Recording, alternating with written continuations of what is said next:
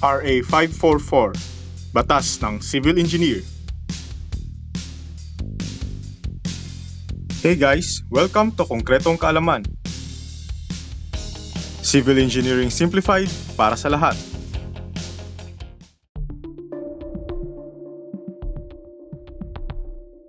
Alam niyo ba na may batas na nagsasaayos kung sino lang ang pwedeng tawaging civil engineer sa Pilipinas?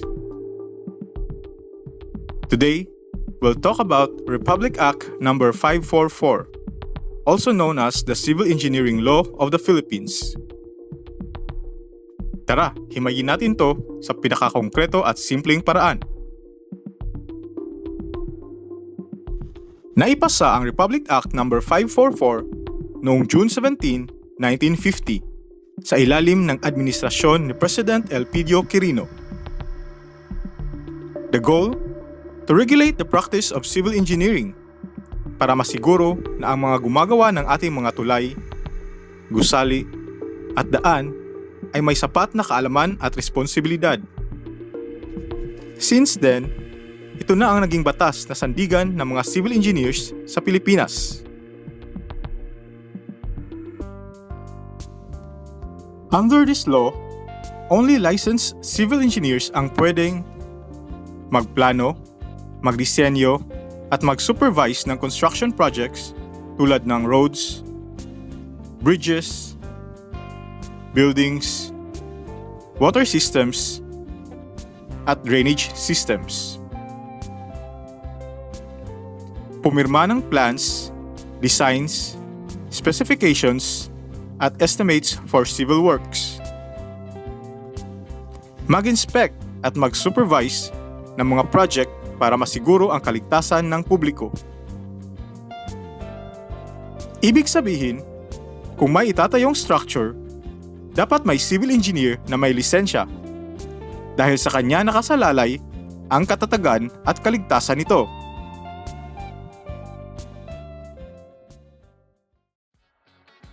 Hindi basta-basta maging civil engineer, guys.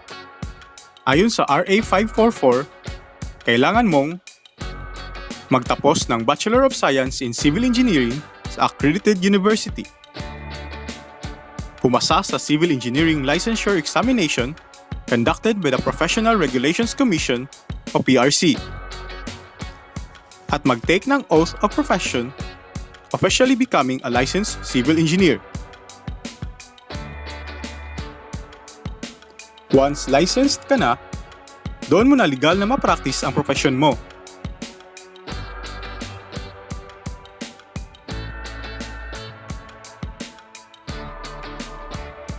Ang Civil Engineering Licensure Exam ay isa sa pinaka-challenging board exams sa Pilipinas. Sinasagawa ito ng PRC at sakop nito ang mga subjects tulad ng Structural Engineering and Construction, Hydraulics and Geotechnical Engineering, Mathematics, Surveying, at Transportation Engineering. Once pumasa ka, bibigyan ka ng Certificate of Registration at Professional License na nagpapatunay na ikaw ay isang legit licensed civil engineer.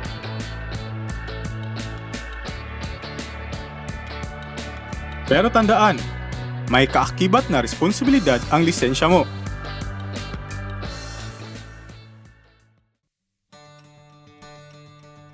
RA 544 also created the Board of Civil Engineering under the PRC. Sila ang nag-aasikaso ng board exams, nag-i-issue ng licenses, at nagre-regulate ng profession. Kung may violation, gaya ng unlicensed practice o unethical conduct, sila rin ang may kapangyarihang mag-suspend o mag-revoke ng license.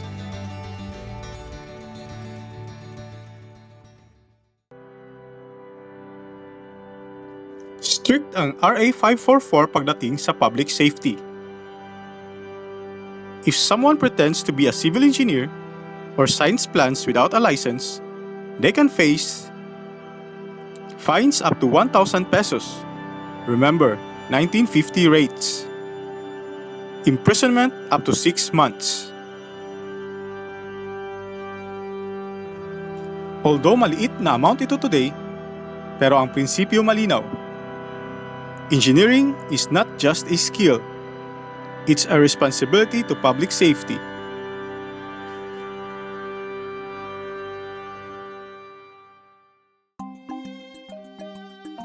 RA 544 was later amended by RA 1582 para mas maging relevant sa modern times. Hanggang ngayon, ito pa rin ang legal foundation ng civil engineering practice. From designing climate-resilient structures to building sustainable infrastructures. The law remains relevant because it upholds safety, ethics, and excellence.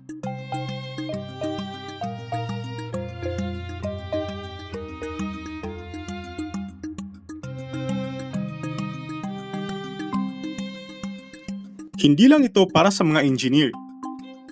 Importante ito sa lahat ng Pilipino. Dahil kung qualified at licensed ang gumagawa ng infrastructure, mas ligtas ang bahay, tulay, at kalsada natin. Kaya kung maipapagawa ka, siguraduhin mong may PRC license ang engineer mo. Kasi hindi lang yan pirma. Yan ay pananagutan sa batas at sa buhay mo.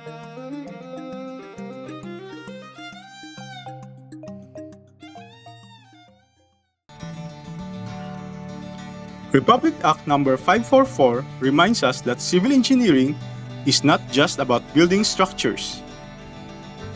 It's about building trust, safety, and progress of our nation.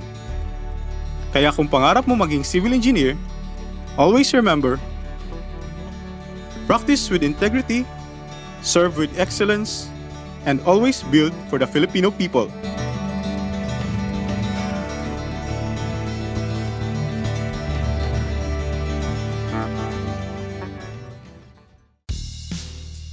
Kung may natutunan ka in this video, don't forget to hit the like and share buttons. And subscribe to Konkretong Kaalaman for more simplified civil engineering topics. Salamat sa panonood at tandaan, ang bawat matibay na gusali ay nagsisimula sa matibay na kaalaman.